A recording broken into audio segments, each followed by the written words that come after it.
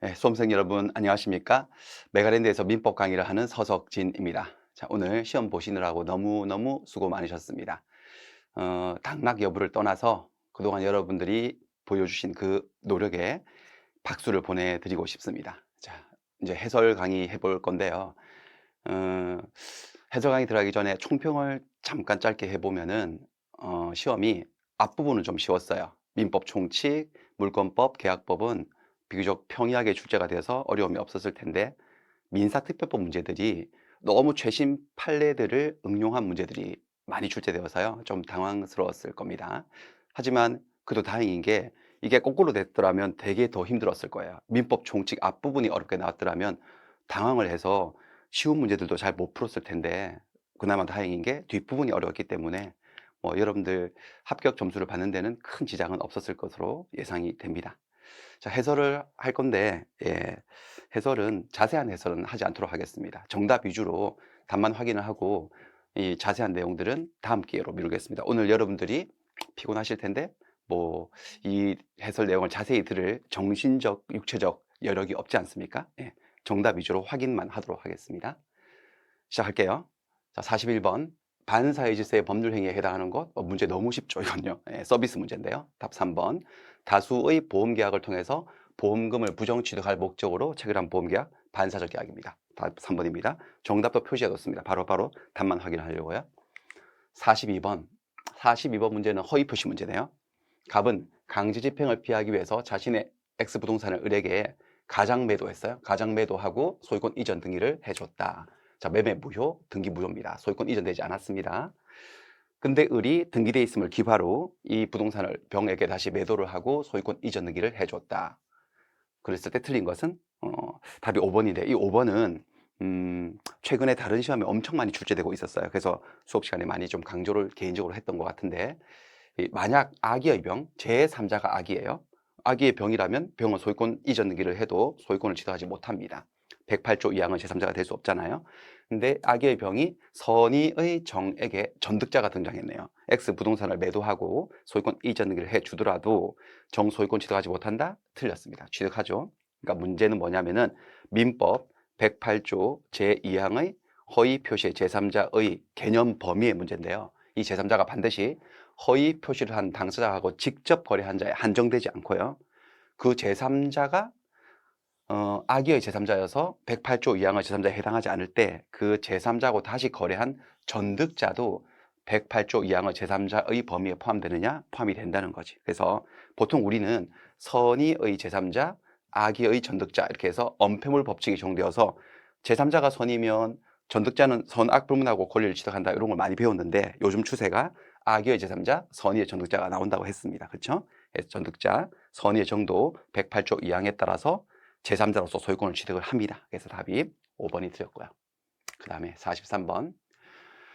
착오로 인한 의사표시에 관한 설명으로 옳은 것을 모두 고르면 착오로 인한 의사표시 취소는 선의의 제3자에게 대항하지 못한다? 그렇죠. 이건 법조문입니다. 백부조 제2항 상대적인 취소죠. 니은에 의사표시의 상대방이 의사표시자의 착오를 알고 이용했다. 상대방이 착오를 알고 이용했으면 상대방은 좀 못됐네요. 보호할 가치가 현저히 떨어지죠. 그 착오가 표의자의 중대한 과실로 인한 것이라 하더라도 예외적으로 이 경우는 의사표시를 취소할 수 있다. 맞죠? 많이 알고 계시는 판례지 않습니까? 그다음에 X토지를 계약의 목적물로 삼은 당사자가 모두 둘 다 지번에 착오를 일으켜서 계약서의 목적물을 Y토지로 오표시를 했네요. 오표시 무효의 원칙입니다. 오표시일 뿐이고 계약은 X토지에 관해서 성립한 것이고 그러니까 착오를 이유로 의사표시를 취소할 수는 없죠. 취소할 계약은 존재하지 않습니다. X토지에 대해서는 합의가 되었으니까 효력이 인정이 되고 계약서 작성한 Y토지는 계약 자체가 성립하지 않았기 때문에 착오를 이유로 취소할 필요가 없는 것이죠. 그래서 옳은 것을 다 고르면 얘가 옳고 그래서 기업과 니은이 되겠습니다. 그 다음에 44번 사기, 강박에 의한 의사표시에 관한 설명으로 옳은 것을 모두 고르면 아파트 분양자가 아파트 단지 인근에 대규모의 공동묘지가 조성되어 있다는 사실을 알면서 수분양자에게 고지하지 않았다? 이때는 고지할 법적 의무가 있죠. 고지하지 않았다면 그 침묵 자체가 부작위에 의한 기망행위에 해당합니다. 맞죠? 그럼 교환계약을 체결하는 당사자가 자기가 교환해서 넘겨주는 목적물의 시가를 묵비했다, 침묵을 했다. 이때는 고지 의무가 없죠. 없기 때문에 이것은 원칙적으로 기망행위에 해당하지 않습니다. 자, 기억번은 옳은 건데 니은번은 X네요. 그 다음 제3자의 강박에 의한 의사표시에서 상대방의 대리인은 여기서 말하는 제3자에 포함되지 않죠. 맞는 말이네요. 상대방이 계약을 하라고 보낸 대리인은 나의 입장에서는 상대방과 동일시할 수 있기 때문에 제3자에 해당하지 않습니다. 제3자에 해당하지 않기 때문에 상대방이 자기 대리인이 나를 강박을 해서 계약을 체결했다는 사실에 대해서 알았거나 알 수 있지 않은 경우에도, 선이 무과실인 경우에도 취소할 수 있다는 소리죠. 맞는 말이네요. 옳은 것은 기억하고 디귿이 되겠습니다. 그 다음에 의사표시 취소에 관한 설명으로 옳은 것을 모두 고르면 취소권은 추인을 할 수 있는 날로부터 10년이 경과하더라도 행사를 할 수 있다? 틀렸네요. 146조에 취소권의 존속기간, 추인할 수 있는 날로부터 3년입니다. 3년이 지나버리면 취소권은 없어집니다. 10년까지 갔다 취소권 없으니까 행사할 수 없습니다. 강박에 의해서 의사표시를 한 자는 강박 상태를 벗어나기 전이야. 아직도 강박 상태예요. 협박 상태예요. 이를 취소할 수 있다? 할 수 있죠. 추인하고 착각하시면 안 되는데, 추인은 취소권을 포기하는 것은 취소의 원인이 소멸한 후, 즉 강박 상태에서 벗어나고 난 이후에만 할 수 있는 것이지만, 취소를 하는 것은 강박 상태에서도 용기를 내서 취소할 수 있습니다. 얼마든지. 맞는 말이네요. 이건 옳고 여기는 틀렸고요. 그 다음에 취소할 수 있는 법률행위의 상대방이, 이거 엄청 잘 나오는 문제죠. 142조 문제. 취소 의사표시 상대방이 누구냐. 상대방이 확정되었다. 그래도 그 상대방이 그 법률행위로부터 취득한 권리를 제3자에게 양도를 했을 때 취소의 의사표시는 그 제3자에게 해야 된다? 아닙니다. 취소의 의사표시는 취소할 법률행위의 직접 상대방에게 해야 되는 거잖아요. 그러니까 제3자에게 할 것이 아니라 그 상대방에게 해야 되죠. 직접 상대방에게. 그래서 틀렸네요. 그래서 옳은 것은 니은밖에 없겠습니다. 답은 2번이고요. 46번에 갑의 을에 대한 의사표시에 관한 설명으로 옳은 것은 5번. 그것도 뭐 되게 쉽죠. 자, 을이 정당한 사유 없이 계약 해지 통지를 수령을 거절했다. 상대방이 부당하게 의사표시 수령을 거절하게 되면 을이 그 통지 내용을 알 수 있는 객관적 상태에 놓였었을 때, 그러니까 집배원이 등기 우편 왔다고 이렇게 받으라고 했는데 안 받았죠. 수령을 거부했을 때. 그때 그냥 효력이 발생하죠. 왜냐하면 이건 우편물이 배달은 되지 않았지만 상대방의 수령 거절로 배달은 실패가 되었지만 의사표시는 도달이 된 겁니다. 상대방이 알 수 있는 상태에 놓였기 때문에 상대방이 그 통지 내용을 알 수 있는 객관적 상태에 놓였었을 때 의사표시 효력이 생긴다? 맞죠? 답은 5번이고요. 47번 계약의 무권 대리에 관한 설명으로 옳은 것은 5번인데요. 묵시적 주인에 관한 문제죠.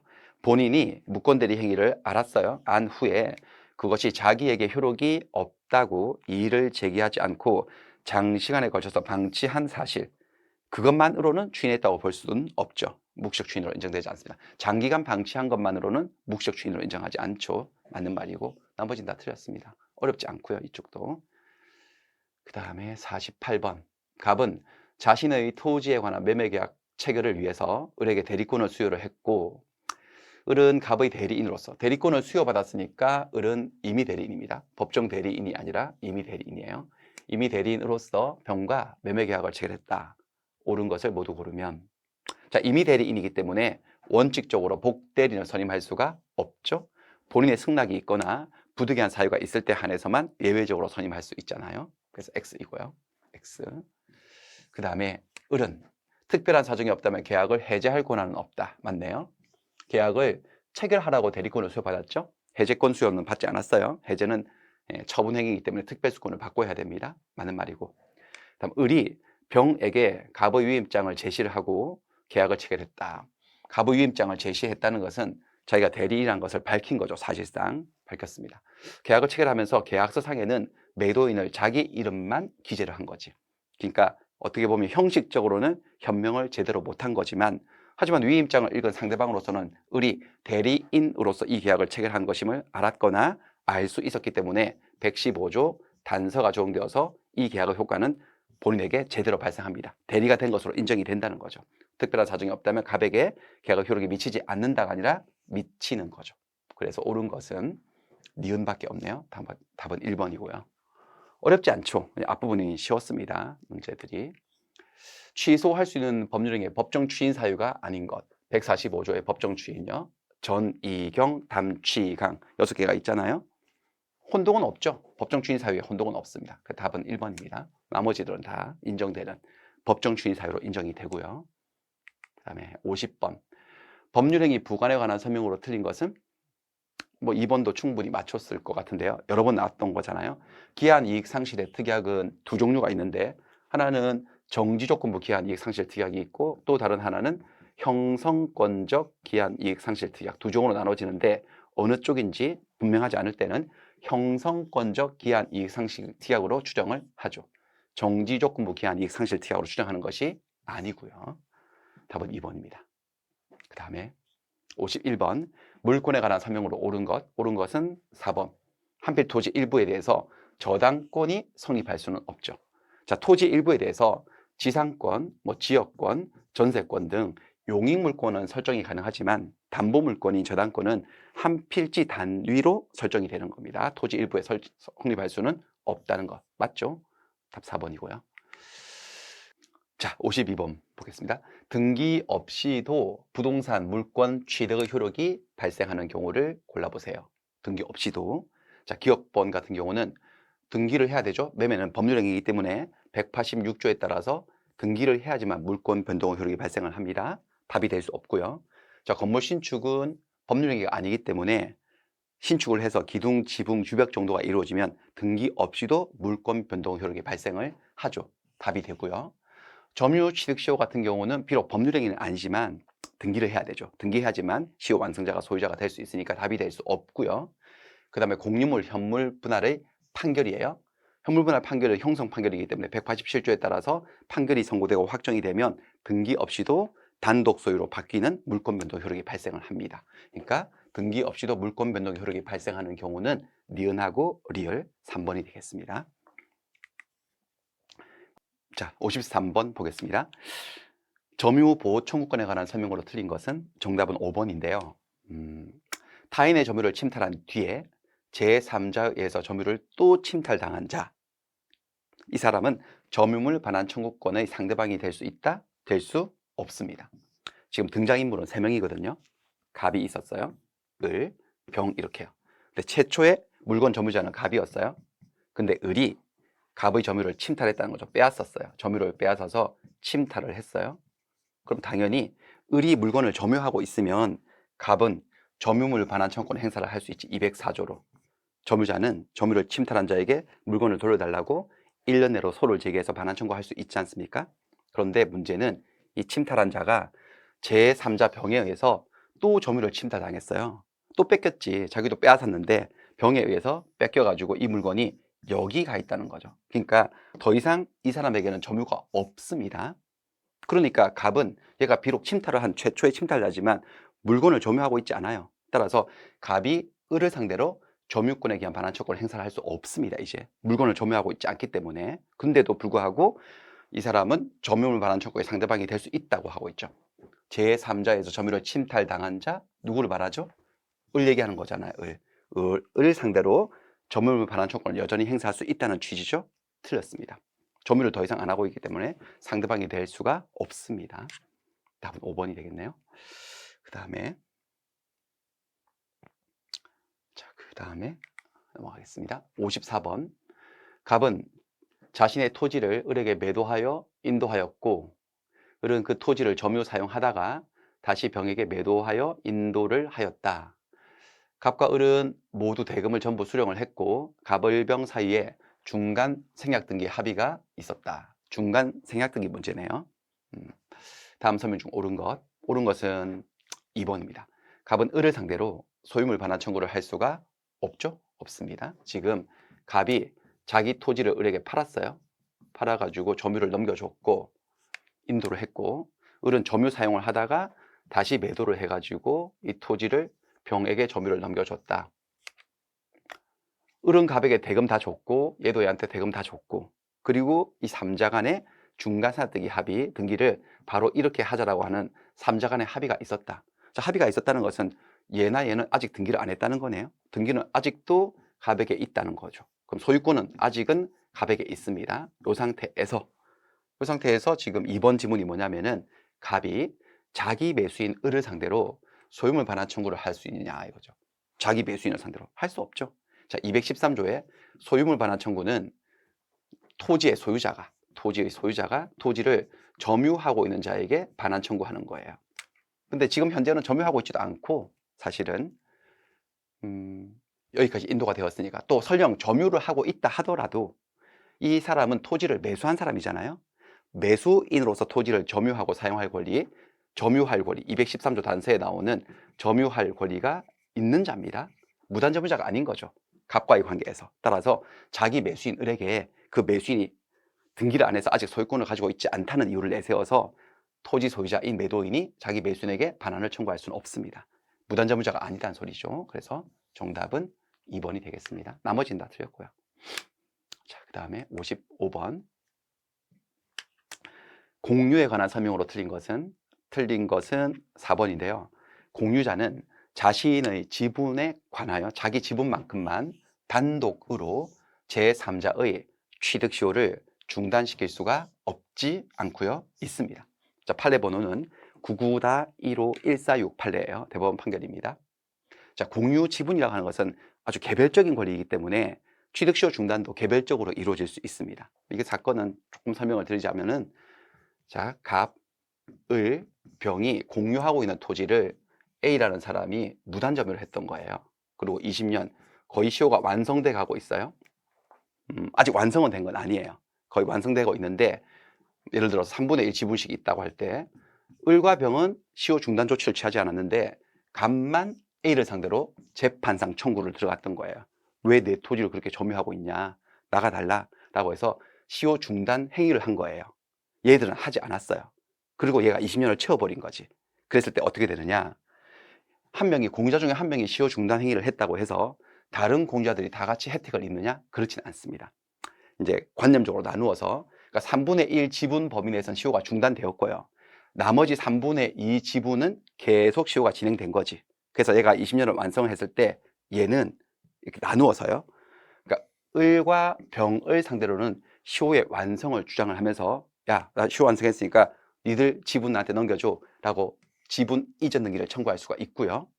갑은 시효를 중단시켰기 때문에 갑을 상대로는 그 시효 완성을 원인으로 지분 이전 등기를 청구할 수 없습니다. 그래서 어떻게 되느냐, 결국 얘는 이 토지를 점유로 계속했지만 갑이 시효를 중단시켰기 때문에 3분의 1 지분에 대해서는 시효 취득을 할 수 없고요.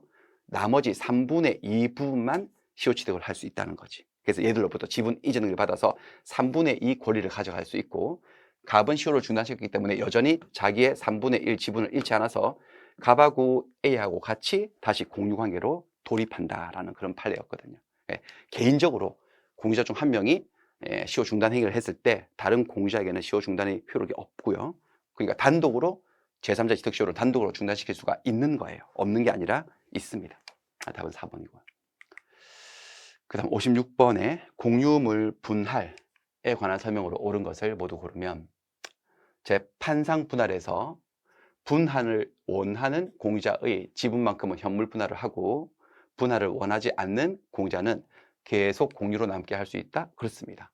자, 협의가 안 돼서 재판상 분할을 할 때 현물 분할이 원칙이잖아요. 현물 분할이 안 되면 대금 분할을 하는데, 현물 분할을 하는 방법에는 법원이 다양한 재량을 가지고 있습니다. 그래서 예를 들어 공유자가 한 5명인데 2명이 분할을 원해요. 나머지 3명은 분할을 원치 않아요. 그래서 소송이 열렸어요. 그럴 때 판사는, 아, 그래요? 그 두 분에게는 현물로 나눠 드릴게요 라고 해서 현물 분할을 해주고, 나머지 3분은 분할을 원치 않으시니까 이 나머지 땅 한 필지를 공유하세요, 여전히 남아서 공유를 하세요 라고, 그런 식의 분할 판결을 내릴 수도 있습니다. 그 얘기를 하고 있는 거죠. 맞는 말이에요.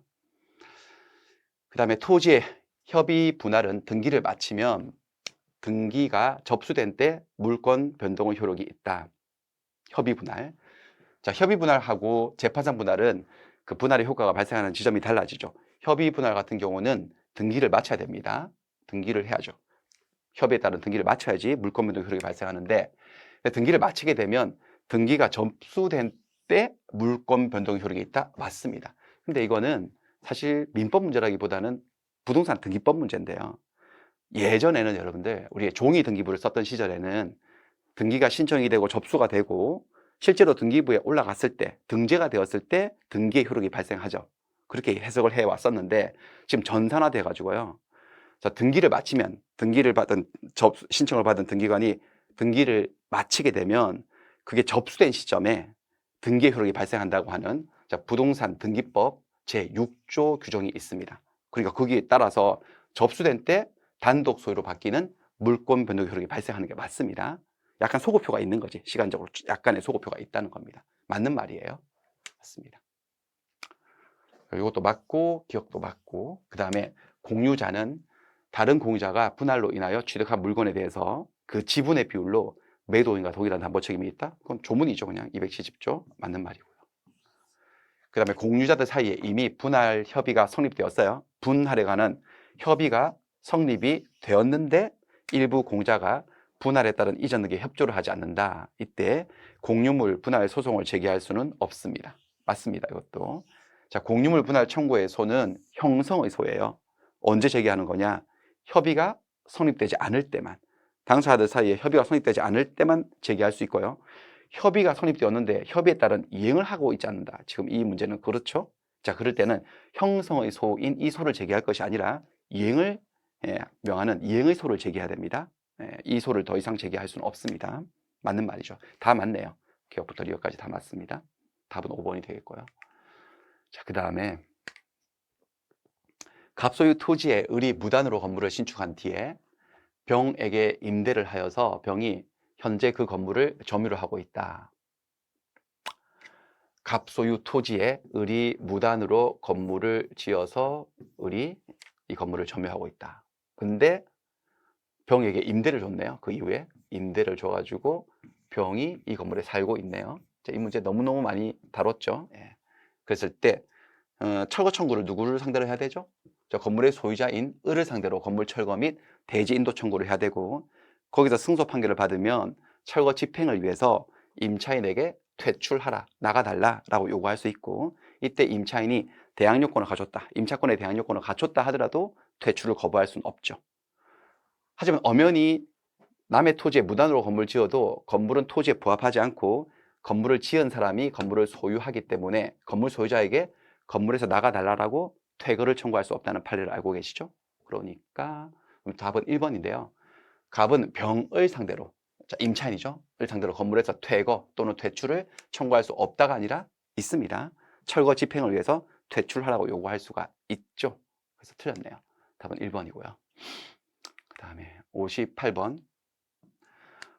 분묘기지권에 관한 설명으로 옳은 것을 모두 고른 것은? 자, 분묘기지권은 봉분 등 외부에서 분묘의 존재를 인식할 수 있는 형태를 갖추고, 여기까지 맞는데요. 등기를 하여야 성립한다? 여기가 틀렸네요. 분묘기지권이 등기하는 권리는 아니죠. 등기 대신에 봉분 그 자체가 공시구시를 하기 때문에 이 존재를 인식할 수 있는 형태만 갖추고 있으면 등기 없이 성립할 수 있습니다. 그 다음에 니은에 토지 소유자의 승낙을 얻어서 분묘를 설치를 함으로써 분묘 기지권을 취득을 했을 때 설치할 당시에 토지 소유자와의 합의에 의해서 정한 지로 지급 의무의 존부나 그 범위의 효력은 그 토지의 승계인에게는 미치지 않는다? 틀렸습니다. 승계인에게도 그 효력이 미친다라고 하는 판례가 있습니다. 그러니까 이런 얘기죠. 승낙형 분묘기지권이네요. 애초에 갑소유 토지에 을이 승낙을 얻어서 분묘를 설치했습니다. 분묘 설치를 했습니다. 그럴 때 승낙을 받으면서 분묘 설치하면서 지로는 얼마 드리겠다라는 약정이 있었을 거 아니겠어요? 또 언제까지 모시겠다, 몇 년 있다가 이장을 해드리겠다, 그런 약정이 있었다면 그 약정의 효력은 그 이후에 토지 소유자가 바뀌었을 때, 토지의 소유자가 병으로 바뀌었을 때 이게 물권적 사항이기 때문에 그 효력을 을은 병에게도 주장할 수 있다는 거지. 토지의 승계인에게 미치지 않는다가 아니라 미친다라고 하는 판례가 있습니다. X입니다. 그 다음에 자기 소유 토지에 분묘를 설치한 사람이 그 토지를 양도하면서 분묘를 이장하겠다는 특약을 하지 않음으로써 분묘기지권을 취득한 경우, 양도형 분묘기지권이네요. 니은은 승낙형이고 디귿은 양도형. 이렇게 특약을 하지 않음으로써 분묘기지권을 취득한 경우에 분묘기지권자는 특별한 사정이 없는 한 분묘기지권이 성립한 때부터 지로를 지급할 의무가 있다. 맞죠? 맞습니다. 자, 양도형 분묘기지권의 경우에는 실제로 분묘기지권이 성립했을 때부터 지로 지급 의무가 발생하고, 취득 시효형 분묘기지권의 경우에는 토지 소유자가 지로를 달라고 청구한 그날부터 지로 지급 의무가 발생하죠. 이것도 잘 아실 거예요. 이거 맞는 말이네요. 그러니까 기억하고 니은은 틀렸고 디귿만 옳은 지문이 되겠습니다. 답은 디귿이에요. 2번이네요. 자, 59번. 지역권에 관한 설명으로 틀린 것은 답은 2번인데요. 지역권은 표현된 것이 아니더라도 시효 취득할 수 있다. 틀렸죠. 294조에 의하면 지역권은 계속되고 표현된 것에 한해서만 시효 취득의 대상이 된다고 나와 있습니다. 표현된 것이 아니라면 시효 취득을 할 수 없습니다. 할 수 없습니다. 그 다음에 60번. 전세권에 관한 설명으로 틀린 것, 정답은 1번인데요. 전세금의 반환은 전세권 말소 등기에 필요한 서류를 교부하기 전에 이루어져야 한다? 그렇지 않죠. 전세권 존속기한이 만료되었을 때 설정자가 전세금을 돌려주는 거 하고, 전세권자가 말소 등기에 필요한 서류를 교부하는 거 플러스 전세 목적 부동산을 다시 돌려주는 거, 반환하는 하는 것은 317조에 따라서 동시 이행의 관계에 놓이게 되죠. 그러니까 지금 이 문장은 전세금 반환을 먼저 해야 된다? 전세금 반환이 선행 의무고 말소 등기에 필요한 서류를 주는 게 선후 이행 관계라는 건데, 선후 이행 관계가 아니라 동시 이행 관계입니다. 정답은 1번이고요. 그 다음에 61번. 민법상 유치권에 관한 설명으로 틀린 것은 4번입니다. 4번 뭐 약간 복잡한 판례인데 사실은 좀 어려운 판례인데, 근데 답을 찾기는 어렵지 않습니다. 유치권에 의한 경매, 유치권자도 경매권이 있잖아요. 경매를 했을 때 목적 부동산 위의 부담을 소멸시키는 법정 매각 조건으로 경매가 실시되었어요. 이게 소멸되지 않는 경우도 있고 소멸되는 경우도 있거든요. 약간 복잡한 얘기지만, 소멸된다는 것은 자, 일반 채권자들이 자기가 배당을 받기 위해서 경매를 신청한 일반 경매하고 똑같다는 거야. 그런 상황이에요. 그랬을 때 그 경매에서 유치권자도 배당에 참가해서 채권을 변제받을 수 있느냐? 가능합니다. 일반 채권자의 지위에서 배당 요구가 가능합니다. 이 조건이라면 가능한데, 근데 문제는 일반 채권자보다 우선하여서 배당을 받을 수 있느냐? 그럴 수는 없죠. 없습니다. 자, 유치권에는 우선 변제적 효력이 없죠. 그러니까 이런 조건 하에서 경매가 된다면 배당 참가는 할 수 있어요. 배당 요구는 할 수 있는데 일반 채권자의 지위에서 배당을 받는 것이지 우선해서 배당받을 수는 없습니다. 판례 번호는 이렇고요. 답은 4번이고요. 그 다음에 62번. 저당물의 경매로 토지와 건물의 소유자가 달라지는 경우에 성립하는 법정지상권, 민법 366조의 법정지상권입니다. 에 관한 설명으로 옳은 것을 모두 고르면.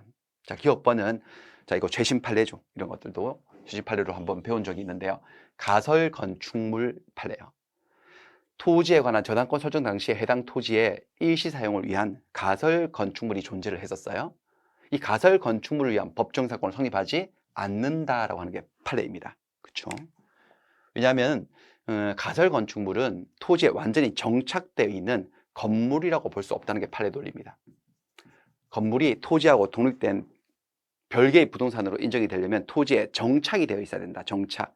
근데 가설 건축물은 건축 법정상 한 3년 정도 존치시켰다가 어차피 다시 철거하는 것이 예정되어 있기 때문에 이게 정착물, 토지에 정착되는 상태로 볼 수 없다. 소위 말해서 그냥 간단히 말하면 건물이라고 말하기는 어렵다라는 거지. 그래서 토지와 건물이 동일인 소유에 속하고 있는 상태에서 저당권이 설정돼야 된다는 법정상권의 성립 요건을 갖추지 못한다는 겁니다. 그래서 가설 건축물을 위한 법정상권을 성립하지 않습니다. 맞는 말이고요. 기업번은. 그럼 토지에 관한 저당권 설정 당시에 존재하였던 건물이 무허가 건물이에요? 이건 상관없지. 무허가 미등기 건물을 위해서도 얼마든지 법정상권을 성립할 수 있죠. 무허가 건물이라고 해서 성립하지 않는다는 말은 틀렸습니다. 기억번은 맞고 니은은 틀렸네요. 그 다음에 디귿에 지상 건물이 없는 토지에, 지상 건물이 없는 토지, 나대지네요. 나대지에 저당권이 설정되었다? 볼 것도 없습니다. 나중에 건물이 지어진다 하더라도 그 건물을 위한 법정상권은 성립하지 않죠. 설령 저당권자가 건축에 동의를 했다 하더라도 그것은 주관적 사항이고 등기부에 공시할 수도 없는 것이어서 토지 낙찰받는 경락인으로서는 알 수 없죠. 그러니까 나중에 건물이 지어졌다면 토지에 경매 들어갔을 때 법정상권 성립하지 않는다. 맞는 말이죠. 그래서 옳은 것은 기역과 디귿. 답은 4번이 되겠습니다. 63번에 63번 갑은 계산 문제인데 여러분들 이게 뭐 문제의 취지를 좀 파악을 하셨어야 되는데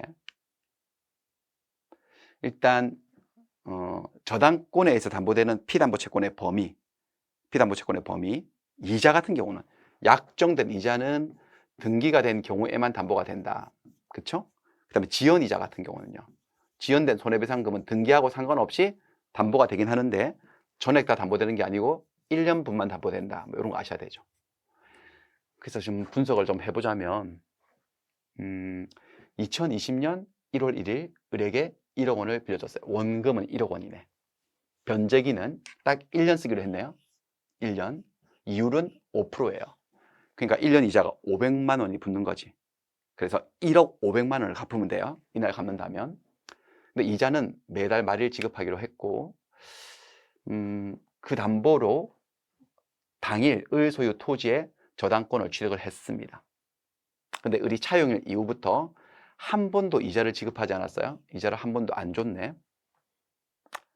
갑은 그래서 2023년 7월 1일 날 저당권 실행을 위해서 경매를 신청을 했고 경매 절차가 쭉 진행되어서 12월 31일 날 배당 절차에서 배당 재원 3억 원으로 배당을 실시하게 되었다. 갑은 총 1억 2천만 원의 채권 신고서를 제출했습니다. 1억 2천만 원이 나온 이유 아시겠죠? 지금 이날 돈 빌려줬잖아요. 20년 1월 1일 날. 근데 돈을 받는 기준일이 지금 2023년 12월 31일이니까 0, 1, 2, 3 총 4년이 지난 거예요. 그 4년에서 얼마를 받아야 되느냐? 일단 원금 1억 받아야 되죠. 그 다음에 약정된 이자는 500만 원이죠. 1년치 이자. 그 다음에 3년 지체된 거요. 3년치의 지연 손해금을 받아야 되죠. 근데 약정 이율이 정해져 있으면 특별한 다른 사정이 없으면 지연 이율도 지연된 손해배상금을 계산할 때도 저 5%를 그대로 적용을 하거든요. 그러니까 지연 손해금이 1년당 500만 원씩 붙는 거야. 그러니까 총 1억 2천이에요. 원금 1억 원에 이자 500만 원에 지연 손해금 3년치 1,500 이렇게 해요. 실제 채권은 이래요. 1억 2천이지만 하지만 저당권에서 담보되는 부분은 한도가 있지. 이자 같은 경우는 등기만 돼 있으면 담보가 되죠. 1년치 이자 담보가 되고 지연 이자는 1년분만 담보가 되기 때문에 이건 3년분이지 않습니까? 여기서 1년분을 끊어야죠. 500만 원. 그래서 갑의 배당 금액이 어떻게 되느냐? 뭐 여기 뭐 전제 조건이 있는데 뭐 됐고 여기는 그래서 1억 1천만 원이 되겠습니다. 1억 1천만 원. 1억 1천만 원으로 계산하는 이유는 원금 1억 원, 그리고 이자는 등기돼 있다 치고 500만 원, 지연이자 1,500 중에서 1년분만 500만 원 해서 총 1억 1천만 원이 되는 거예요. 근데 여기는 살짝 문제가 좀 있어 보입니다. 왜냐하면 지연이자 손해배상금은 등기하고 관계없이 담보가 되는 것이지만 약정이자는요 등기가 되었을 때만 담보가 되는데 지금 문제를 쫙 봤을 때 이 괄호 속에 다른 전제 조건을 막 제시를 하면서 이 이자가 약정 이율 5%로 변제기가 어디다 이게 등기부에 등기가 되었다는 소리가 없거든요. 그래서 만약에 이 등기부에 기록되지 않았다면 이 약정된 이자가 등기부에 기록되지 않았다면 약정 이율은 약정 이자 500만 원은 담보가 안 될 수도 있거든요. 자, 그렇게 해석을 한다면은 이게 1억 500만 원이 답이 될 수도 있어요. 그러니까 여기는 약간의 문제가 있어 보이는데 어떤 의도로 문제를 출제했는지 정확하게 출제자의 의도를 간파하기가 힘듭니다. 제가 생각할 때 정답은 2번으로 낸 것 같은데 당연히 이자야 등기했겠지라고 전제로 해가지고 근데 약간 뭐 이의제기거리가 좀 될 것 같기도 합니다. 개인적으로는 좀 더 검토를 해볼게요. 다른 교수님들하고도 상의를 해보고 검토를 해보도록 하겠습니다. 일단 정답은 2번으로 보입니다. 아직 가다반도 나오지 않은 상태거든요. 그렇습니다. 자, 그 다음에 64번으로 갈게요. 근저당권에 관한 설명으로 옳은 것을 다 고르면 채무자가 아닌 제3자도 근저당권 설정을 할 수 있죠. 물상보증인이 될 수 있잖아요. 맞고요. 피담보 채무가 확정되기 전에는 채무자를 변경할 수가 있다. 그렇죠. 채무자 변경 가능합니다. 변경하고 부기등기로 변경등기를 하면 변경된 채무자에 대한 채권만 담보하는 근저당권이 되는 거죠. 가능합니다. 그다음에 건재당권에 의해서 담보될 채권 최고액 속에 채무의 이자가 포함되지 않는다? 포함이 되죠. 357조 제2항에 나와 있죠. 이자는 최고액에 산입된 것으로 본다라고. 그래서 옳은 것은 기억과 니은이 되겠습니다. 쉬운 건 되게 쉽고, 그쵸? 예, 어려운 건 손도 못 대기 어렵고 약간 그런 것 같네요. 65번에 민법상 계약에 관한 설명으로 옳은 건 5번입니다. 임대차 계약은 유상 계약이다. 뭐 정답이 5번에 있던 것만 문제지 푸는데 아무 전혀 문제가 없는 그런 문제네요. 답은 5번이고요. 그 다음에 계약의 성립과 내용에 관한 설명으로 틀린 것은 또 5번인데 5번은 2012다 29601 판례에 근거해서 문제가 출제된 건데 사실 이 판례는 거의 우리가 다루지 않고 수업 시간에 한 번도 해드리지 않았던 판례예요.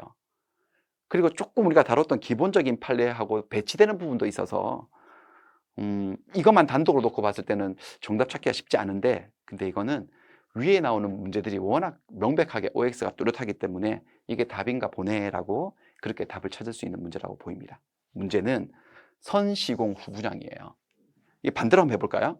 선분양 후시공, 분양 계약을 먼저 하고 분양 계약 다 해놓고 난 다음에 후시공, 그 분양 뭐 대금 좀 받아가지고 그거 가지고 건물 지어 올리는 거 많이 하지 않습니까? 선분양 후시공 방식으로 갈 때는 분양 계약을 체결할 때 광고를 할 때 아파트가 없잖아요. 아직 지어지지도 않았잖아요.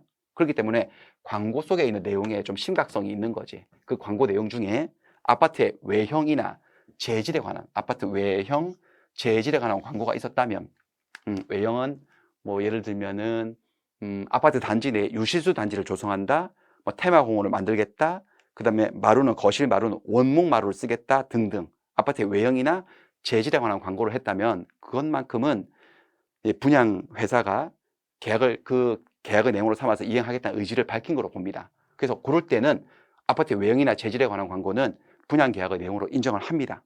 하지만 이 판례는 그게 아니라 뒤집어서요. 선시공, 시공을 다 하고 후분양, 다 만들어 놓은 아파트를 판다. 그럴 땐 얘기가 달라진다는 거지. 시공을 다 하고 분양 계약을 한다면은 분양 계약자들이, 수분양자들이 눈으로 아파트를 확인을 하잖아요. 그렇기 때문에 광고 속에만 나와 있는 그 외형이나 재질에 관한 내용들은 그게 혹시 광고 속에 나와 있는 거 하고 실제로 만들어진 물건, 눈으로 봤을 때 그 물건이 뭐 일치하지 않을 수도 있잖아요. 일치하지 않았다 하더라도 어쨌든 눈으로 물건을 확인하고 계약을 하기 때문에 광고에만 적혀 있는 외형이나 재질에 관한 그런 광고 내용들은 분양 계약의 내용이 되지 않는다라는 거죠. 위하고 결론이 달라집니다.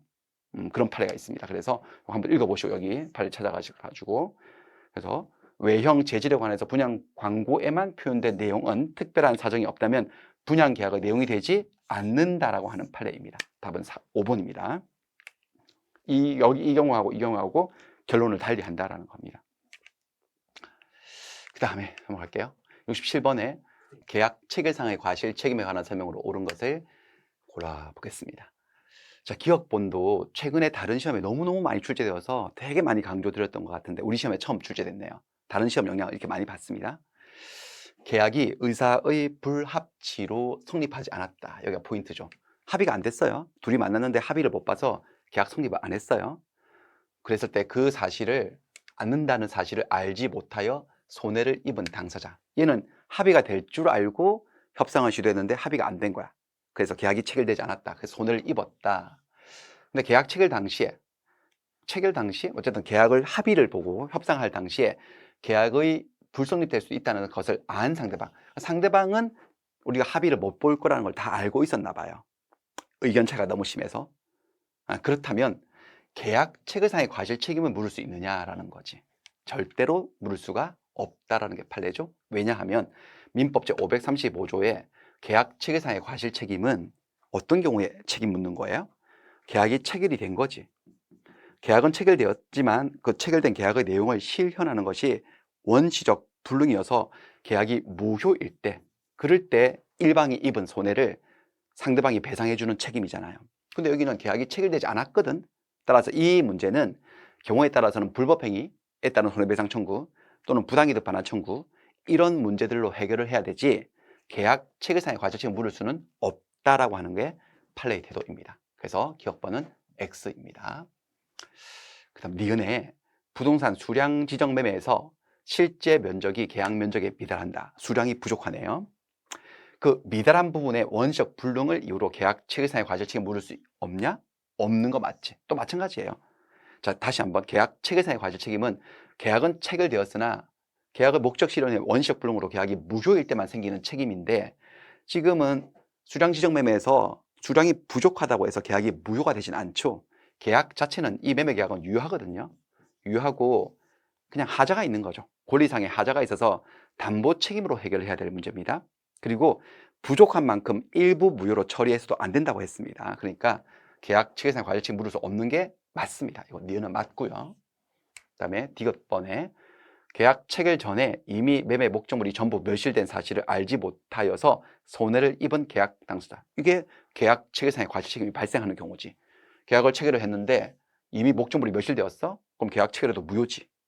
근데 그걸 알지 못해서 손해를 입은 계약 당사자는 체결 당시 그 사실을 다 알고 있었던 상대방에 대해서 계약 체결상의 과실책임을 물어서 실례익 배상을 청구할 수 있습니다. 여기도 살짝 굳이 좀 얘기를 하자면은, 알지 못했다라는 것은 선의였다는 건데, 사실 계약 체결상의 과실책임을 물으려면 선의 무과실까지 요구되잖아요. 그렇죠? 그러니까 그 표현이 살짝 빠져 있는 것은 조금 찝찝하긴 하지만, 어쨌든 전체적으로 틀린 문장이라고 보기는 어렵고요. 어쨌든 그렇습니다. 그래서 니은과 디귿이 옳은 문장이 되고 기억번은 틀렸습니다.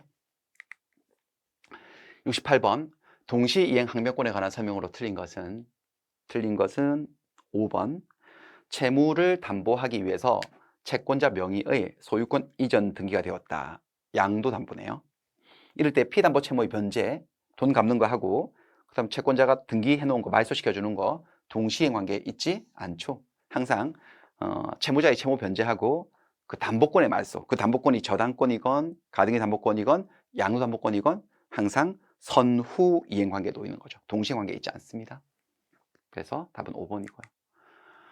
69번에 갑은 X 건물을 을에게 매도하고 을로부터 계약금을 받았는데, 그 후에 갑과 을의 귀책 사유 없이, 둘 다의 잘못 없이 X 건물이 멸실되었다. 위험부담 문제네. 네. 다음 설명 중 옳은 것. 갑은 을에게 잔금 지급을 청구할 수 없죠. 쌍방의 귀책 사유 없이 불응이 되었기 때문에 채무자인 갑이 위험을 부담해서 대금 달란 소리 할 수가 없게 되죠. 받은 계약금 중도금 다 돌려줘야 되고요. 을은 갑에게 계약금 반환을 청구할 수 있습니다. 여긴 틀렸고 여긴 맞고. 만약에 이 상황이 을의 수령 지체 중에, 채권자 지체 중에 발생한 것이라면, 갑과 을 책임 없는 사유로 멸실된 것이라면 이때는 을이 위험을 부담해야 되죠. 그 말은 을은 갑에게 돈을 줘야 돼요. 매매대금, 중도금, 잔금 다 줘야 되고 지급한 계약금 반환 청구할 수도 없게 되는 거죠. 틀렸네. 그래서 옳은 것은 니은밖에 없네요. 답은 1번이고요. 70번에 매도인 갑과 매수인 의 사이에 매매대금을 병에게 지급하기로 하는 제3자를 위한 계약이 체결되었고요. 병은 을에게 돈을 받겠다는 수익의 의사표시를 한 상태입니다. 옳은 것은 5번에 있는데요. 갑과 을이 계약을 체결할 때 병의 권리를 변경시킬 수 있음을 미리 유보했다. 미리 유보했을 때 미리 밝혔다는 거죠. 그럴 수 있는 가능성이 있다는 거죠. 그럴 때는 갑과 을은 병의 권리를 변경시킬 수 있습니다. 이런 판례가 있죠. 자, 이거는 뭐냐면은 541조 제3자를 위한 계약에서 제3자 권리의 확정, 제3자가 나각자에게 수익의 의사표시를 해서 권리가 발생하면 발생과 동시에 권리가 확정되기 때문에 요약자와 나각자는 자기들의 합의로, 임의로 제3자의 권리를 변경시키거나 소멸시킬 수 없다라고 법 조문에 나와 있잖아요. 그게 원칙이에요. 하지만 판례에 의하면 예외적으로 제3자 권리가 확정된 이후에도 변경시키거나 소멸시킬 수 있는 예외가 한 2가지 정도 있는데, 그 첫 번째가 미리 계약할 때 그렇게 할 수 있는 가능성을 비쳤을 때요. 미리 유보해뒀을 때, 첫 번째 예외. 두 번째는 그런 유보 조항은 없었지만 계약서에 제3자가 동의해줬을 때, 그래 변경시켜라, 소멸시켜라 라고 제3자가 동의를 해줬을 때, 이 2가지 경우는 변경, 소멸시킬 수 있다라고 하는 판례가 있습니다. 거기에 근거해서 출제가 된 겁니다. 답은 5번이 되겠습니다. 그 다음에 자, 매도인 갑과 매수인 을 사이에 의 X주택에 관한 계약이 적법하게 해제가 되었다네요. 해제 문제네. 해제가 되기 전에 이의관계를 맺은 계약 해제로부터 보호받는 제3자 548조 제1항 단서의 제3자에 해당하지 않는 자. 자, 계약 해제로부터 보호받는 제3자가 되려면은 계약을 통해서 발생한 채권의 이해관계를 가질 것이 아니고 그 계약의 목적물 있죠? 토지나 건물 거기에 완전한 권리 취득해야 되죠. 그런데 1번을 보시면 자, 을이 갑에 대해서 이 매매 계약을 통해서 가지게 된 소유권 이전 등기 청구권요. 이거는 채권이죠. 등기 청구할 채권이에요. 매수인으로서의 채권이에요. 이 채권을 압류를 했네, 누군가가. 소유권 이전 청구권을 압류를 했다. 근데 계약이 해지되었다? 그러면 계약이 소급적으로 소멸하면서 이 채권 자체가 사라져 버리거든요. 그러니까 이런 주택을 압류하거나 가압류한 사람들은 보호를 받는 반면에 계약을 통해서 발생한 채권, 소유권 이전 청구권, 대금 지급 청구권 이런 채권들을 압류하거나 가압류한 사람은 헛방이죠. 계약이 해지되면 채권 자체가 사라지기 때문에 이 사람은 보호받는 제3자가 될 수 없습니다. 없습니다. 답은 1번이 되겠습니다. 다음에 72번. 을은 갑소유 X토지를 매수하고 계약금을 지급한 후 X토지를 인도받아서 사용 수익을 하고 있다. 틀린 것. 틀린 것은 4번. 만약 갑의 채권자가 X토지를 가압류를 했다? 을은 이를 이유로 계약을 즉시 해지할 수 있느냐? 즉시는 안 되죠. 지금 상황이 이런 거네. 갑이 을에게 토지를 팔아가지고 매매 계약을 해서 토지를 매매 단계에서 계약금만 지급하고 토지를 넘겨받아서 사용을 하고 있다는 거지. 그러니까 중도금 잔금 치르고 소유권 이전을 받아올 권리가 있어요. 근데 이 상태에서 아직은 등기가 갑 앞으로 돼 있으니까 소유권은 갑에게 있는 건데 갑의 채권자 A라는 사람이 있었는데 A가 요 토지를 아직은 갑의 재산이니까 가압류를 신청해서 가압류가 되어버렸다는 거지. 그랬을 때 을이 가압류가 되었을 때 즉시로 바로 매매 계약을 해지할 수 있느냐? 그건 안 되지. 그러니까 이건 뭐냐면은 이게 이행지체의 상황이냐 이행불능의 상황이냐 그걸 따지는 거잖아요. 근데 매매 목적물에 가압류가 되었다고 해서 갑이 완전한 소유권을 이전해 주는 것이 완전히 이행불능이 되었다고 볼 수는 없거든요. 그러니까 을은 갑에게 기회를 줘야 되죠. 최고를 해야 됩니다. 그러니까 빨리 가압류를 말소하라. 가압류를 말소해서 완전한 소유권을 넘겨달라. 그리고 상당한 기간을 정해서 그것을 최고하고 상당한 기간 동안도 가압류가 말소되지 않으면 그때 가서 계약을 해지할 수 있는 것이지 가압류가 되었다고 해서 이게 무슨 소유권 이전이 완전히 불가능하게 되는 게 되지 않거든요. 그러니까 불능이 됐다고 주장을 하면서 즉시 계약을 해지할 수는 없습니다. 최고를 한 후에 상당 기간 지나고 난 다음에도 말소가 안 되면 그때 계약을 해지해야 된다는 겁니다. 요컨대 이것은 불능 상황이 아니고 지체 상황이다라고 봐야 되는 거죠. 그 다음에 73번. 건물 소유를 목적으로 한 토지 임차인의 지상물 매수 청구권에 관한 설명으로 옳은 것은 답은 3번인데요. 근거는 여기 있어요. 2014-724498례. 자, 이게 지상물 매수 청구권이 원칙적으로 누구에게 행사를 해야 되는 거냐? 임대차가 종료되었을 때, 임차권이 소멸되었을 때 토지 소유권을 가진 임대인, 이게 원칙이에요. 토지 소유권을 가진 임대인. 근데 토지 소유자가 아닌 제3자가 토지를 임대했어요. 뭐 그럴 수는 있지. 임대차 계약은 채권 계약이어서 소유자가 아닌 사람도 임대차 계약을 해볼 수는 있죠. 임대를 했을 때 그 임대인은 토지 소유권이 없는 임대인이잖아요. 따라서 판례에 의하면 원칙적으로 이 지상물 매수 청구의 상대방이 될 수가 없습니다. 특별한 사정이 없다면 매수 청구권의 상대방이 될 수가 없다. 맞는 말이 되겠습니다. 이 판례를 읽어보시면은 토지의 소유자인 임대인에게 건물에 대한 매수 청구를 하는 거예요. 소유자가 아니라면 매수 청구의 상대방이 될 수 없다라고 합니다. 답은 3번이고요. 그 다음에 74번. 갑은 자신의 X주택을 보증금 2억 원, 월차임 50만 원으로 을에게 임대를 했는데 을이 전입신고 후 X주택을 점유 사용하면서 차임을 연체했어요. 자, 주택 임대차인데 전입신고를 해서 주민등록이 되었고 그 다음에 토지를 넘겨받아서 점유를 하고 있으니까 인도와 주민등록을 갖췄네요. 대항력이 생겼어요. 그런데 차임을 연체하고 있었어요. 연체. 그러다 계약이 종료가 되었다. 근데 종료되기 전에 X주택의 소유권이 매매를 원인으로 병에게 이전되었어요. 그러니까 원래는 갑이 임대인이었는데 우리 임차인으로 살고 있었는데 종료되기 전에 병에게 소유권이 넘어갔다는 거죠. 근데 얘는 인도와 주민등록이라는 대항 요건을 갖추고 있었기 때문에 바뀐 소유자에게 대항할 수 있게 되고, 따라서 얘는 임대인의 지위를 자동으로 승계하게 되고, 그렇죠? 얘는 임대인 지위에서 벗어나게 되기 때문에 갑이 보증금 돌려줄 채무도 얘한테 면책적으로 이전되고, 그렇습니다. 그랬을 때 판례가 뭐가 있느냐? 이것도 판례가 2016-277-880 판례인데, 병은 갑의 차임 채권을 양수하지 않았다면 X주택을 반환받을 때 보증금에서 이를 공제할 수 없다? 그렇지 않습니다. 판례에 의하면은, 이 판례에 의하면은 별도로 채권 양도 절차를 거치지 않았다 하더라도 임대인 지위를 승계한 사람은 승계하고 난 이후에 저렇게 종료가 되었을 때, 임대차가 종료가 되었을 때 그 전에 연체된 부분들을 보증금에서 공제할 수 있다라고 합니다. 판례는 그렇게 판시하고 있습니다.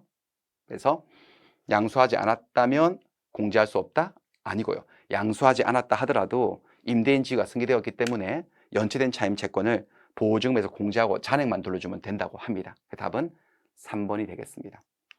2번 판례도 거의 우리가 다루지 않았던 판례인데, 이건 옳은 지문이에요. 근거 판례는, 근거 판례 번호는 2009-39233입니다.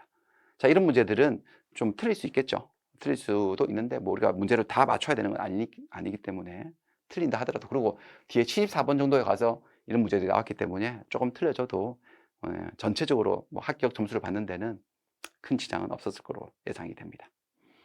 답은 3번입니다. 그 다음에 75번 최신 판례에 기초해서 문제를 응용해서 문제를 낸 건데요. 이 요지가 뭐냐면은, 여러분들 계약갱신 요구제도 아시죠? 그러니까 임차인이 계약갱신 요구를 했어요. 계약갱신 요구를 하게 되면 특별한 다른 사정 없으면 갱신이 되죠. 2년 연장이 되잖아요. 2년 연장이 됩니다. 이렇게. 그러고 난 다음에 2년 더 살아도 좋지만 임차인은 중간에 아무 때나 계약 해지를 통지할 수 있죠. 임대인에게. 임차인만, 임대인은 안 되고. 그리고 해지 통지가 임대인에게 도달을 한 때로부터 3개월의 통고기간이 적용되어서 3개월 후 계약이 해지될 수 있습니다. 여기서 어떤 게 문제가 됐었냐면, 어떤 사람이, 임차인이 계약갱신 요구를 했어요. 그래서 2년이 연장이 된 거예요. 근데 그 새로운 갱신 요구에서 갱신되는 새로운 임대차 계약 기간이 시작도 되기 전에 또 마음이 바뀌었나 봐. 그 2년이 새로 시작되기 전에 계약 해지를 통지한 거예요. 그럴 때 이 계약 해지가 언제 효력이 발생하느냐, 두 가지 견해가 있을 수 있죠. 어쨌든 계약 갱신 요구를 했기 때문에 2년이 연장이 되는 거고, 2년이 연장되고 난 다음부터 3개월을 계산해서 계약 종료되는 거다. 그런 의견도 있을 수 있는데 우리 대법원은 그렇게 안 봤습니다. 자, 갱신 요구하면 갱신 요구 의사표시가 도달하는 순간 바로 2년 연장 확정, 그리고 그때부터 곧바로 계약 해지 통지를 할 수 있다는 거죠. 그러니까 새로운 2년이 시작되기 전에 해지 통지를 여기서도 할 수 있고 여기서부터 3개월을 계산을 해야 된다는 겁니다. 이게 판례의 취지였습니다. 그러니까 좀 이 문장에 넣어 볼게요. 자, 임차인들은 임대인 갑에게 2024년 3월 10일로 기간이 만료되는 X주택 임대차 계약에 대해서 주임법에 따라서 갱신 요구를 했습니다. 그 통지가 2024년 1월 5일 날 갑에게 도달을 해서 갱신이 된 거예요. 그리고 갑은 갱신 거절 통지를 하지 않았기 때문에 계약이 갱신되었어요. 그러면 이 순간 기간이 끝났을 때 2년 더 사는 것으로 확정됐다는 거지. 요 기간을 기다려서 효력이 생기는 게 아니고 확정되었어요. 근데 그 후 을은 갱신된 계약 기간이 시작되기도 전에, 개시되기 전, 그러니까 이 날부터 다시 2년 연장되는 건데 이 날이 오기도 전에 1월 29일 날, 그러니까 갱신 요구하고 불과 한 보름 정도 있다가 또 마음이 바뀌었나 봐. 갱신된 임대차 계약을 해지하겠다고 또 통지를 또 한 거예요. 그 통지가 1월 30일 날 갑에게 도달을 했을 때, 그럴 때 이제 통고기간 3개월을 계산하는 그 기산점이 언제냐, 이때 통지했지만 어쨌든 2년 기간이 만료되는 이날부터 계산을 해야 된다, 그런 주장에 의하면은 3개월 계산하면은 아마 이 날짜가 될 거예요. 그쵸? 하지만 우리 대법원은 바로 이 순간부터 바로 해지 통지가 가능하다고 보고 있습니다. 그래서 실제로 해지 통지가 임대인에게 도달한 1월 30일부터 계산을 해서 3개월 더 해볼까요? 4월 30일이지. 2024년 4월 30일 날 계약이 종료가 된다는 거죠. 그러니까 새로운 임대차 계약 기간이 갱신되고 시작되고 난 다음에 불과 며칠 되지도 않죠. 3개월을 못 채우고 계약이 종료될 수도 있다는 겁니다. 그 답은 3번이 되겠습니다. 그 다음에 76번. 집합 건물의 소유 및 관리에 관한 법률상 관리인에 관한 설명으로 드린 것. 관리인은 구분 소유자이어야 한다? 그렇지 않죠. 소유자가 아니어도 상관이 없죠. 네. 답은 1번이고요. 그럼 쉽네요. 엄청 쉽네요. 그 다음에 77번.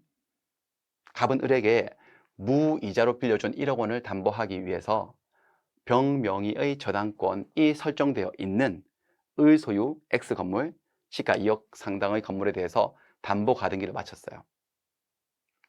의 소유, 시가 2억 상당의 건물에 갑이 담보 가등기를 마쳤습니다. 가등기 담보권을 취득했어요.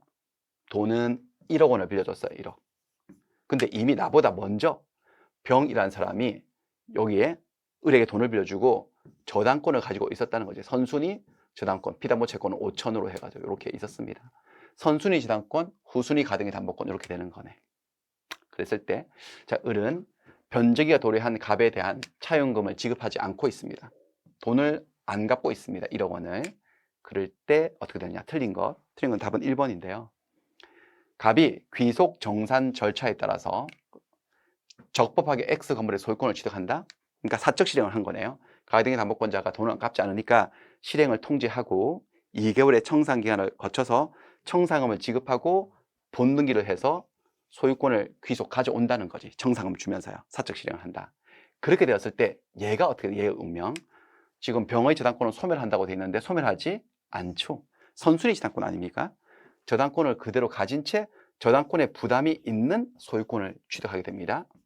혹시 이 병의 저당권이 갑의 가등기보다 순위가 날짜가 늦다면, 그렇다면 가등기하고 본등기 사이에 끼어있는 중간 처분 등기이기 때문에 직권 말소가 되면서 소멸하는 게 맞겠지만, 얘는 선순위 저당권이기 때문에 설령 사적 실행을 통해서 갑이 소유권을 가진다 하더라도 이 저당권을 소멸하지 않습니다. 그래서 답은 1번이 되겠습니다. 1번 틀렸습니다.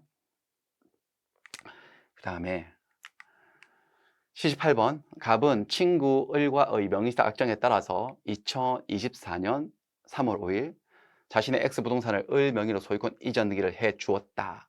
양자간 등기 명의 신탁이네요. 자기의 X 부동산이 이렇게 있었는데, 뭐 토지라고 할까요? 근데 을과 명의 신탁 약정을 맺고 을 앞으로 등기를 해줬다. 친구 을에게. 그러니까 명의 신탁 약정 무효, 등기 무효지. 4조 1항 약정 무효, 4조 2항 등기 무효. 근데 을은 자기 앞으로 등기가 돼 있음을 기화로 병에게 이를 팔아버렸어요. 병 명의로 등기를 해줬습니다. 을이 이 토지를 팔아가지고 병에게 등기가 넘어갔다. 자, 이럴 때 제3자가 나타났기 때문에 실명법 4조 3항을 적용해서 제3자는 선악불문하고, 즉 이 앞에 이게 명의신탁이라는 것을 몰랐건 알았건 상관없이 소유권을 취득하게 되죠. 물론 이 을의 불법적인 처분 행위에 얘가 적극적으로 가담을 했을 때는 반사적 계약이 되어서 소유권 취득 못하는 경우도 있지만, 그런 말은 특별히 없기 때문에 원칙적으로 소유권 취득한다고 봐야 됩니다. 그러면 얘가 소유권을 취득하는 순간 갑은 소유권을 잃어버리겠죠. 그리고 그랬을 때 이제 갑이 을에게 불법행위로 인한 손해배상을 청구할 수 있느냐? 할 수 있죠. 불법행위거든요. 남의 땅을 팔아가지고 그 땅 주인이 소유권을 잃게 만드는 불법행위예요. 물론 이 을이 형법상 횡령죄로는 처벌되지 않지만 형사상 위법하고 민사상 위법은 판단 기준이 다르기 때문에 형법상 횡령죄가 아니라 하더라도 민사상 얘가 저지른 짓은 불법행위가 맞습니다. 따라서 갑은 불법행위를 주장해서 750조로 손해배상을 청구할 수 있습니다. 물론 부당이득 반환 청구를 통해서 돈을 좀 돌려받을 수도 있고요. 그런데 갑은 을을 상대로 불법행위로 인한 손해배상을 청구할 수 있다라고 했네요. 그러니까 옳은 게 맞죠. 답은 1번입니다. 나머지는 다 틀렸고요. 자, 79번 문제입니다. 최신 판례를 응용해서 또 문제를 냈는데요. 이건 뭐냐면은 묵시적 갱신 아시죠? 자, 묵시적 갱신의 요건이 주택 임대차하고 상가 건물 임대차가 규정이 살짝 좀 다르게 되어 있어요. 주택 임대차 보호법 제6조 제1항에는 뭐라고 되어 있느냐? 임대인이 존속기간 만료 전 6월에서 2월 사이에 갱신에 관한 아무 말도 하지 않았어요. 그러면 기간이 끝나면서 갱신되는 거야. 2년 연장되는 거지. 묵시적 갱신. 또한 임차인도 마찬가지. 임차인도 2개월 전까지 나 갱신 안 할 건데요, 나갈 건데요, 이런 말을 하지 않으면 마찬가지로 묵시적 갱신이 된다고 합니다. 그러니까 주택임대차는 임차인도 나가고 싶으면, 원래 예정된 종료일 날 나가고 싶으면 적어도 2달 전까지는 임대인, 집주인에게 말을 해줘야 됩니다. 갱신의 의사가 없음을. 마지막 2달 그런 말을 해도 소용없어요. 이미 묵시적 갱신이 돼버리기 때문에. 그에 비해서 상가건물 임대차 보법의 묵시적 갱신 조항은 10조 4항에 나오는데요, 여기는 임대인이 기간 만료 전 6월에서 1월 사이에요. 여기는 4개월인데 여기는 5개월이에요. 그 사이 아무 소리 안 하면 기간이 끝나면서 1년 연장된다, 갱신된다고 나오는데, 문제는 임차인 측은요, 없습니다. 임차인을 제한하는 조항이 따로 없는 거예요. 그래서 이게 문제가 된 거예요. 그러니까 이 실제 사건도 내일이 기간 만료, 상가 건물 임대차였어요. 내일이 기간 만료일인데 오늘 하루 남겨놓고 임차인이 나 나갈 건데요, 나 갱신 안 할 건데요 라고 말을 한 거예요. 너무 늦지 않습니까? 하지만 어쨌든 법 규정상 임차인이 언제까지 말을 해줘야 된다, 갱신을 안 되고 싶으면, 그 제한 조항이 없기 때문에 임차인 보호법이니까 임차인에게 유리하게 해석을 해준 거야. 그러니까 하루 전에도 말할 수 있다는 거지. 계약이 종료된다는 거예요. 그냥 거기에 입각해서 문제를 낸 겁니다. 그래서 문제를 볼까요? 임차인들은 갑소유 상가 건물입니다. 에 관해서 월참 200의 기간을 이렇게 1년으로 해서 임대차 계약을 각각 체결을 했고, 기간이 만료되기 14일 전인, 기간 만료 14일 전 이날 갱신 안 하겠습니다, 나갈 겁니다 라고 갑자기 막 말을 해온 거예요. 해서 다음날 갑에게 그 의사표시가 도달을 했다. 이때 계약의 종료일은 어떻게 되느냐, 그러니까 이렇게 14일 전에도 갱신 거절할 수 있냐, 이게 문제가 되는데, 주택이면 안 돼. 너무 늦어. 갱신 거절해봤자 이미 묵시적 갱신이 돼버려요. 하지만 상가는 된다는 거지, 제한 조항이 없기 때문에. 그래서 원래 계약한 대로, 약정대로 정상적으로 계약이 종료된다는 겁니다. 그래서 임대차 계약의 종료일은 원래 약정한 이날이죠. 이날 계약이 종료가 된다라는 겁니다. 최신 판례였습니다. 답은 2번이고요. 마지막 80번인데요. 이것도 최신 판례가 출제가 된 건데요. 문제를 일단 볼게요. 상인법이 적용이 되는 X 건물에 관해서 임대인 갑과 임차인 을이 보증금 3억 원, 월참 60만 원으로 계약을 체결했어요. 근데 기간이 만료됐습니다. 기간이 만료로 종료가 되었는데 임대인이 임차인에게 보증금을 반환을 안 하고 있어요. 안 하고 있으면 임차인은 동시이행 항명권을 행사해서 X 건물을 반환을 거부할 수 있지. 그래서 점유 사용하면서 안 나가고 있어요. 계속 장사를 하고 있는 거예요. 일단 이 사람이 하는 점유는 적법한 것일까? 기간이 끝이 났는데도. 그렇죠? 왜냐하면 임대인이 보증금을 안 돌려주니까 점유를 하고 있는 거니까 이게 불법 점유 아니에요. 손해배상 책임을 지지 않는 겁니다. 하지만 어쨌든 기간이 끝나고 사용하고 있으니까 사용에 따른 이익이 발생하죠. 이 부분을 정산하는 문제가 있죠. 부당이득 반환 의무는 일반적으로 생기잖아요.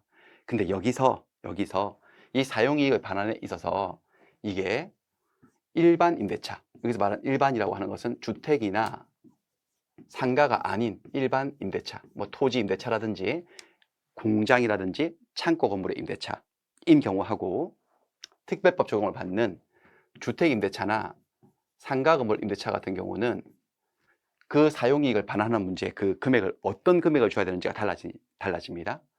자, 일반 임대차 같은 경우는 아무튼 임차권은 소멸을 한 거야.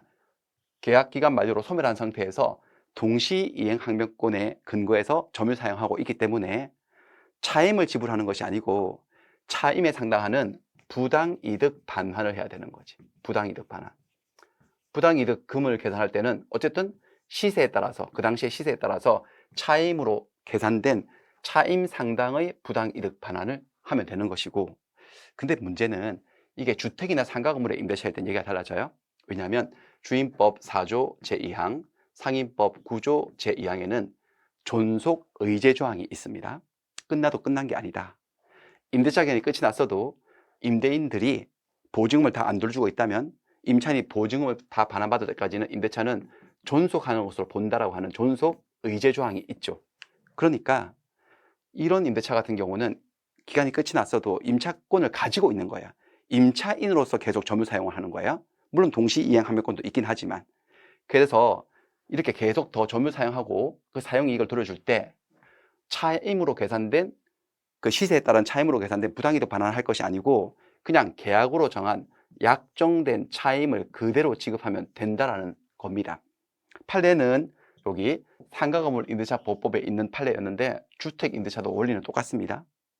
이 실제 사건에서는 약정된 차임은 420만 원이었거든. 월 420만 원. 근데 계약이 끝나고 난 다음에 임대인이 보증금을 안 돌려주니까 계속 점유 사용을 했어. 상가건물 임차인이. 근데 시세가 많이 올라서, 주변 시세가 올라서 시세에 따른 차임 상당액은 1,300만 원 정도였던 거예요. 그러면 이 임차인이 이렇게 계속 몇 개월을 더 살고 장사를 하고 나갈 때 그 사용한 기간만큼 월 420을 줘야 되느냐, 월 1,300을 줘야 되느냐, 이게 문제가 된 거지. 이것만 주면 된다는 겁니다. 이게 주택이나 상가가 아닐 때는 1,300을 줘야 돼요. 시가에 따른 차임 상당액을 부당이익으로 반환해야 되지만, 여기는 주택이나 상가일 때는 아예 임대차가 존속 중이기 때문에 약정된 차임을 그대로 지불하면 된다는 거죠. 여기 같으면은 60만 원씩 주면 된다는 거예요. 그냥 이 문제 같으면. 그래서 정답은 4번. 갑은 을에게 종전 임대차 계약에서 정한 원래의 차임 60만 원 달라고 청구할 수 있지. 시세가 많이 올랐으니까 시세에 따라 계산된 부당이익도 반환해달라. 그렇게 주장할 수는 없습니다. 지금 3번은 틀렸고 4번은 옳고 하는 최신 판례 문제였습니다. 됐습니다. 여기까지 해서 정답 위주로 간단한 해설을 해드렸습니다. 좀 자세한 내용들은 다른 기회를 통해서 여러분들이 들으셔야 되겠는데, 여러분들한테 제일 좋은 일은 다른 기회고 보고 이 해설을 안 듣고 그냥 오늘부로 합격하고 그런 게 제일 좋은 일이겠죠. 예. 아무튼 오늘 시험 치시느라고 너무너무 고생 많으셨고, 이제 뭐 주사위는 던져졌고, 뭐 결과는 뭐 희비가 엇갈릴 테지만, 뭐 결과 여부를 떠나서 너무너무 고생 많으셨으니까 오늘은 푹 쉬시고 재충전하는 그런 시간을 좀 가지시기 바랍니다. 그리고 여러분들 좋은 소식, 합격에 대한 좋은 소식 많이 기대하고 있겠습니다. 너무너무 고생 많으셨습니다. 자, 해설 강의 마치도록 하겠습니다. 수고하셨습니다.